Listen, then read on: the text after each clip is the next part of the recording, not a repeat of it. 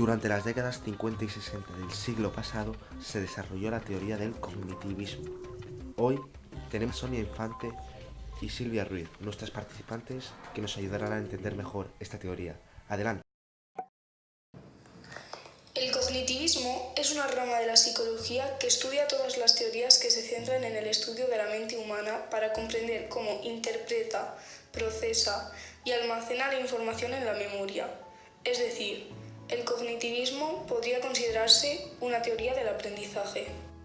Un ejemplo de cognitivismo sería el de un bebé, que cuando nace mediante su conocimiento va adquiriendo información de su entorno mediante los sentidos y va reconociendo colores, sonidos, formas, pero a medida que va creciendo y obtiene más información no olvida la antigua, sino que la actualiza para que se reordene con la nueva. Todo esto lo hace gracias a su desarrollo cognitivo. Un ejemplo es que cuando somos pequeños aprendemos todos los números y a medida que vamos creciendo aprendemos a operar con esos números, realizando cosas más complejas que no podríamos sin esa información previa. Su objetivo principal es descubrir cómo la mente humana es capaz de pensar y aprender de manera distinta unos de otros. Los primeros estudios realizados que tenían un enfoque cognitivo se ejecutaron en los años 50, presentándose como una teoría que buscaba sustituir la del conductismo, que no admitía conceptos mentalistas en sus estudios, al contrario que el cognitivismo, que se basa en ello. Sus primeras raíces surgieron en Inglaterra, entre 1950 y 1960, con estudios basados en la percepción, el pensamiento y conocimientos de los seres humanos. Los primeros enfoques sobre esta rama de la psicología surgieron desde la época de Descartes, con su famoso paradigma cogito ergo sum, que quiere decir pienso, luego existo, y que se refiere que al tener la capacidad de pensar, nosotros podemos confirmar que existimos. Como ya hemos dicho antes, es una teoría del aprendizaje que muchas veces choca con el conductismo. La segunda característica sería que para el cognitivismo es primordial el conocimiento. La siguiente característica se enfoca en los procesos mentales que cada persona almacena por medio del aprendizaje. Esto quiere decir que cada ser humano realizará una representación de la realidad diferente, basándose en sus propios esquemas y dependiendo de cómo interactúa con todo lo que le rodea. Las percepciones de cada uno pueden estar influidas por actitudes, antecedentes, motivaciones. Por último, según esta teoría, con el aprendizaje podemos obtener nuevos conceptos o modificar los antiguos. Uno de los representantes más importantes del cognitivismo fue Jean Piaget.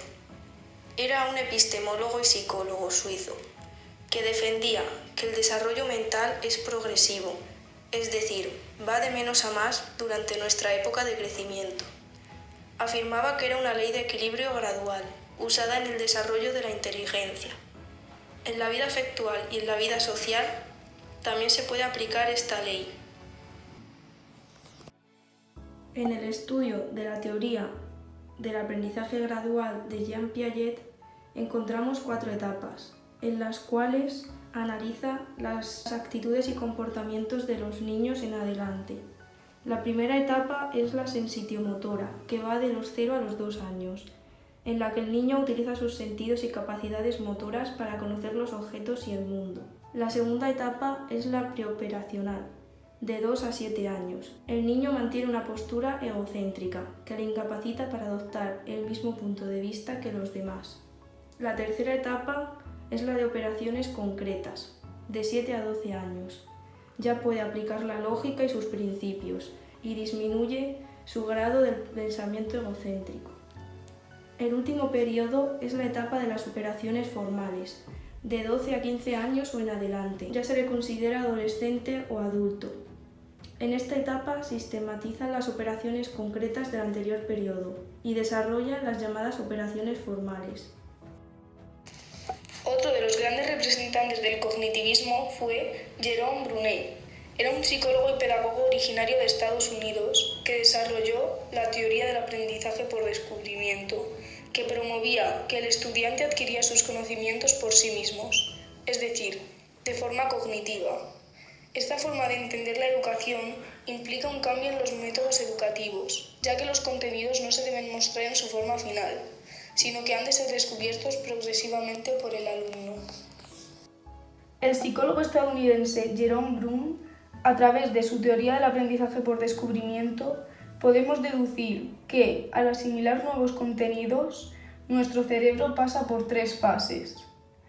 La primera, evalúa los contenidos previos, para luego reordenarlos y, al hacer esto, procesarlos.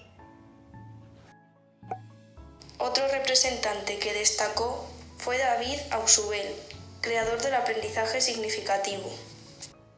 Al igual que Howard Gardner, que creó las teorías de las inteligencias múltiples.